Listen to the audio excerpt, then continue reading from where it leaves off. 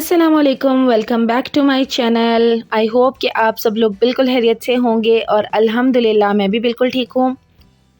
तो आज हम आए हैं Jilani park, race course park जश्न बहारा पर, जो कि हर साल यहाँ पर लगता है और कभी कभी साल में 2 बार भी लगता है और बहुत ही ज़बरदस्त ये फेस्टिवल होता है।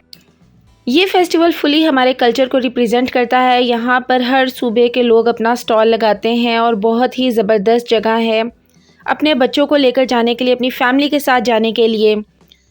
और यहाँ पे आपको ज्वेलरी, कपड़ों, मेकअप, हर तरह के स्टॉल मिलेंगे। बहुत सारे ट्रेडिशनल स्टॉल्स देखने को मिलेंगे और ये वाला स्टॉल बहुत ही ज़बरदस्त था। यहाँ पर इनके पास सारी चीज़ें इंपोर्टेड थी, फ्लावर्स, इसके अलावा इनके पास हेयर कैचर्स की बहुत अच्छी वैरायटी थी, एयर रिंग्स की। तो ओवरऑल बहुत ही ज़बरदस्त था और ये स्टार्टिंग में इनका स्टॉल है और बहुत अच्छी चीज़ें इनके पास थी। इसके अलावा आपको हर तरह की ट्रेडिशनल आइटम्स यहाँ से मिल जाएंगी, हैंडीक्राफ्ट्स मिल जाएंगे। ये रग्स आप देख सकते हैं कितने खूबसूरत हैं और इसके अलावा आपको हर तरह के ट्रेडिशनल ड्रेसेस, हैंडमेड जो होते हैं, एम्ब्रॉयडर्ड, वो आपको यहाँ से मिलेंगे।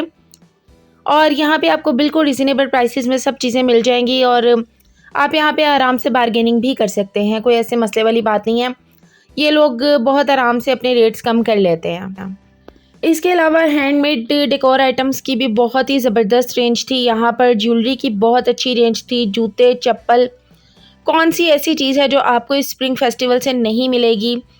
और मेरा ये फेवरेट है, मैं हर साल यहाँ पर ज़रूर जाती हूँ क्योंकि मुझे वैसे ही ट्रेडिशनल चीज़ें बहुत ज़्यादा पसंद हैं और आपके बच्चे भी यहाँ पे जाके बहुत ज़्यादा इंजॉय करते हैं। वैसे आप अपने बच्चों को फन लैंड, जॉय लैंड, इन सब जगहों पर तो लेकर जाते हैं, लेकिन अपना कल्चर दिखाना बच्चों को बहुत ज़्यादा ज़रूरी है।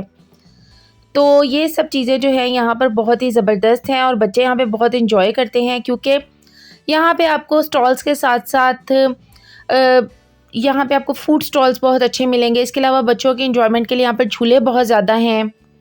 अब इस स्टॉल पे तो बहुत ही खूबसूरत चीज़ें थी जिसमें मिट्टी के बर्तन थे। इसके अलावा बड़े ही खूबसूरत हैंडमेड ज्वेलरी बॉक्सेस थे। यहाँ पर रोटी वाले थे जिनमें आप रोटी वगैरह रख सकते हैं, बास्केट्स वगैरह, बहुत अच्छी चीज़ें थी।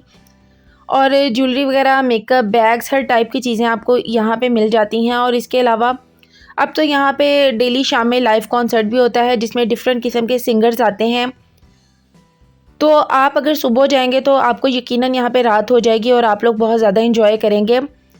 और खाने पीने के बहुत ही ज़बरदस्त स्टॉल्स हैं यहाँ पर, बस आप अपना बजट बहुत अच्छा लेके जाइएगा।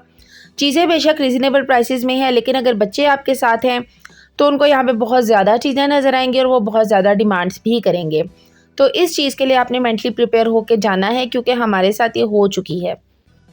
स्प्रिंग फेस्टिवल में सिटिंग अरेंजमेंट भी बहुत ज़बरदस्त है और आप लोगों को पता है कि आजकल लाहौर का वेदर भी कितना ज़बरदस्त है। तो आप लोग यहाँ पे आराम से बैठ के अपना फूड इंजॉय कर सकते हैं या वैसे भी आप ओवरऑल मौसम को बहुत ज़्यादा इंजॉय कर सकते हैं। इसीलिए इसको स्प्रिंग फेस्टिवल कहा जाता है क्योंकि ज़ाहिर है कि सर्दियाँ जा रही हैं, गर्मियाँ आ रही हैं, तो ओवरऑल मौसम बहुत अच्छा हो रहा है। तो आप इस तरह के फेस्टिवल्स को बहुत ज़्यादा वैसे भी इंजॉय करते हैं।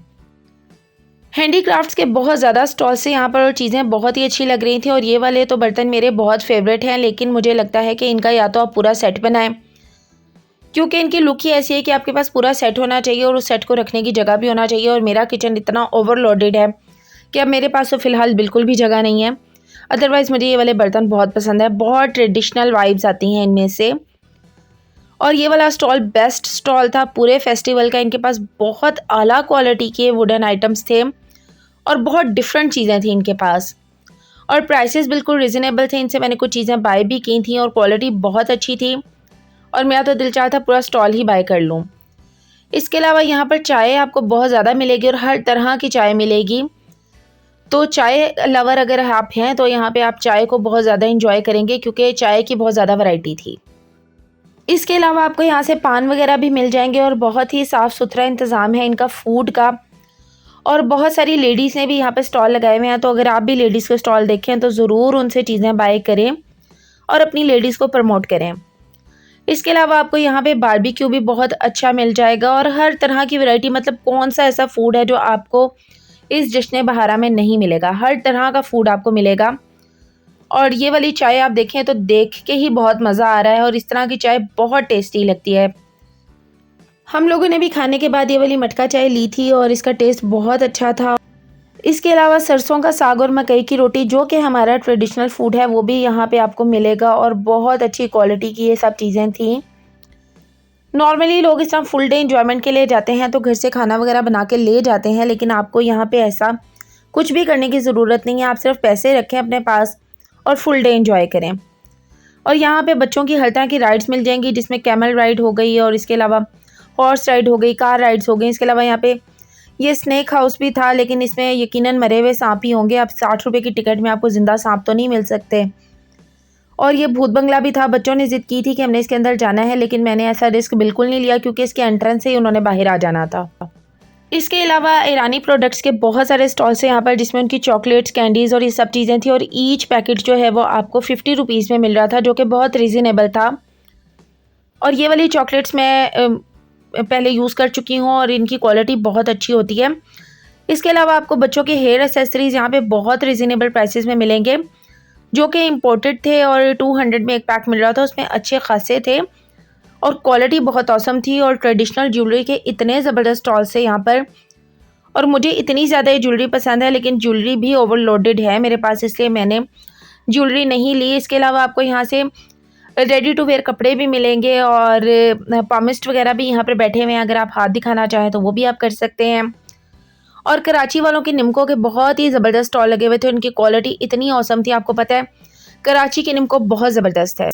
और यहाँ से चिप्स और निमको वगैरह हमने लिए भी थे और उनकी क्वालिटी बहुत ज़बरदस्त थी। और इसके अलावा यहाँ पे आपको डेकोर आइटम्स के भी बहुत सारे स्टॉल्स देखने को मिलेंगे, जिनकी क्वालिटी बहुत ज़बरदस्त थी। इंपोर्टेड फ्लावर्स भी इनके पास थे।